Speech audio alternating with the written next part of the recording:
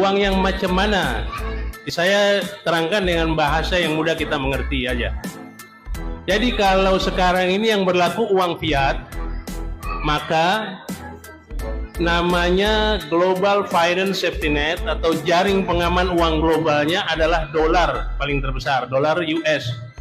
Sebagian negara menggunakan yuan sebagai Global Finance Safety Net, seperti Korea Utara, Cina, ada beberapa negara, Vietnam, dan itu menggunakan yuan sebagai Global Finance Safety Net. Kalau nggak salah Iran juga. Terus sebagian lagi menggunakan euro sebagai Global Finance Safety Net. Itu di negara-negara 29 negara Eropa ini sekarang 28 karena Inggris keluar, menggunakan euro sebagai Global Finance Safety Net atau jaring pengaman uang global mereka. Di sebagian negara di Eropa Timur menggunakan rubel.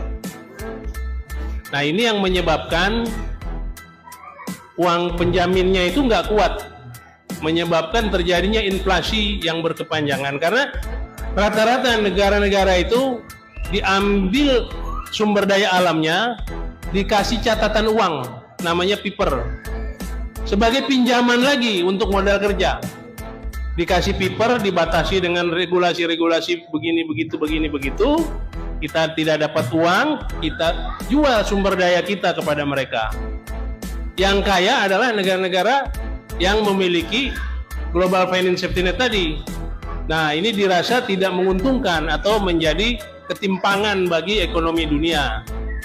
Dan saat ini akibat daripada praktek-praktek seperti itu yang uang dikuasai oleh sekelompok orang di dunia yang orang sering menyebutnya Illuminati. Nah, akhirnya terjadi inflasi besar-besaran dan sekarang sudah 18 negara di dalam perawatan IMF. 66 lebih daftar untuk perawatan. Indonesia masih kuat. Pertumbuhannya 5,3 sampai 5,5. Tapi harus diingat, kita kuat, kita bisa produksi barang, tapi kita mau jual kemana? Negara penerima barang kita lagi dalam perawatan IMF, daya belinya kurang. Akibatnya kita bisa berdampak juga ke Indonesia. Dan sekarang ini terbukti suku bunga bank sudah naik. Nah, akibatnya nanti retail akan mengalami permasalahan berat di Indonesia. Kalau retail sudah mengalami permasalahan berat, daya beli orang turun, harga properti besok anjlok. Tanah-tanah yang tadi dipatok harganya lumayan kenceng akan dijual di bawah NJOP. Begitu termasuk barang-barang produksi lain. Nah, ini masalah yang timbul dan itu sudah diingatkan oleh Presiden Jokowi dari tahun lalu, di tahun awal-awal tahun 2022. Nah, yang bisa menyelamatkan ini secara global adalah dirubahnya mata uang dunia. Yang tadinya rupiah itu kertas, dolar itu kertas, bat kertas, real kertas, peso kertas, rupiah kertas, rubel kertas, semua uang-uang kertas dunia dirubah konsepnya menjadi uang digital. Gitu. Nah, uang digital ini tentu membutuhkan yang namanya Global Finance Safety Net tadi.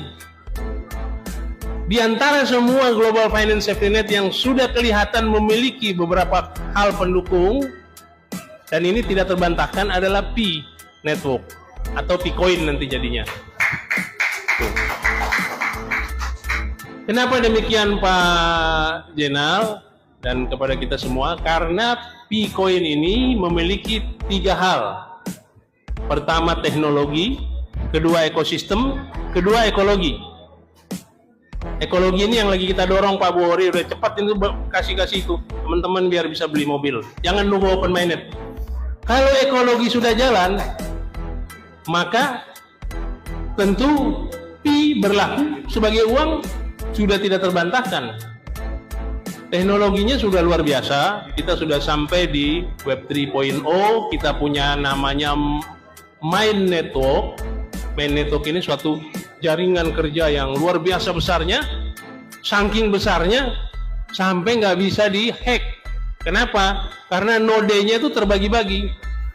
nodenya yang megang 10.000 koin ke atas itu bisa jadi node dan mengontrol sistem keuangan. Nah, CBDC nanti yang tersentralistik, CBDC itu tersentralistik, rupiah digital tersentralistik, diatur oleh Central Bank Digital Currency atau BI-nya digital, diatur oleh itu. Tapi dalam transaksi keuangan nanti itu harus lewat yang namanya blockchain, terdesentralisasi, web 3.0. Milik siapa itu semua? Milik daripada Pi Network itu. Jadi berbeda koin komoditas. Nah, kalau teorinya koin komoditas itu akan tergantung pada supply and demand, ada teori pump and dump. Jadi kan orang ngejual supaya harganya jatuh, kemudian dia borong lagi koin, harganya naik, dia mengambil untung di situ.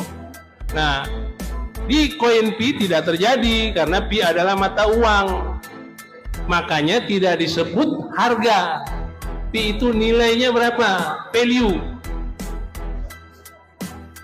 Panjang listnya. Nah, value ini siapa yang membentuk? Pioner. Makanya ada orang bilang, lu nggak bisa itu berdasarkan vendor. Vendor dengan itu harga. Tapi kalau nilai yang membentuk komunitas sejenis, kita yang membentuk, diatur buku putih. Namanya Stellar Consensus Protocol. Nah, itulah kenapa kami dukung dulu 314.159 di Ancol. Dihadiri kira lebih 6.000 orang lebih. Itu terbesar di seluruh dunia. Di Cina juga begitu, di global juga begitu, dan sekarang seluruh peserta hackathon nilai paling besar adalah $314.159 per koin. Ada yang lebih dari itu, karena ada 3 juta tapi kayaknya nggak bisa jalan karena sedikit orangnya. Terus kalau ada disparitas bagaimana? Di network itu ada komite nanti yang akan mengatur. Komite itu terdiri dari founder dari Bank Dunia, IMF, dan ya tentu orang-orang yang berpengaruh di bidang keuangan. Nah, itu kira-kira. Terus mengenai regulasi, perlu Pak Jenderal ketahui, dulu kita diserang oleh para nyinyirun bahwa ini tidak terdaftar di Bapepti. Pi didaftarkan secara hukum di bawah Undang-Undang California di Amerika. Dan Pi adalah mata uang, maka Bapepti tidak berwenang mengurus ini. Itu yang saya bantah Pak Jerry Sambuaga, dan saya bikin videonya, dan sampai sekarang Jerry tidak bisa apa-apa. Bahkan oleh Presiden Jokowi, wewenang Bapepti sudah dicopot, dipindahin ke OJK. Yang paling berhak ngatur ini OJK. Karena nanti akan ada beredar uang-uang yang cukup banyak, dan ini kan negara perlu mengambil untung di sini ya. Ini negara mengambil bagian, kalau nggak lolos nanti pajaknya. Kalau kita tukar langsung nanti kena 0,5%. Kalau nanti uangnya kita taruh di bank tidak digunakan, maka dia kena 20%. Makanya uang itu harus bergulir gitu. Nah, apa hubungannya dengan rupiah digital? Untuk Bapak ketahui, saat ini negara sudah menerbitkan yang namanya IDRT, Indonesian Rupiah Token. Bahkan saya kemarin punya, cuma kehapus. Sudah siap dompetnya. Sudah diperdagangkan sekitar 133 miliar dicoba. Jadi kemarin negara bicara mengharamkan kripto, dan katanya itu fluktuatif dan sebagainya, tapi sekarang bikin token. Ini yang salah siapa nih? Ini jelas-jelas harusnya itu dilaporin polisi itu yang bikin IDRT. Nah, cuma kan terus terang saja bahwa perubahan dunia ini tidak bisa dilawan dengan cara-cara yang korup. Ini semua sudah mendekati jalan-jalan lurus. Jadi orang kan ada ketakutan dulu dari beberapa pejabat yang ini. Lalu nanti kalau misalkan ini terus gue dapat bisnisan di luar gaji dari mana, kan gratifikasi dari mana? Nah, itu udah nggak bisa lagi besok. Ini yang merisaukan mereka, sehingga mereka supaya ini gagal.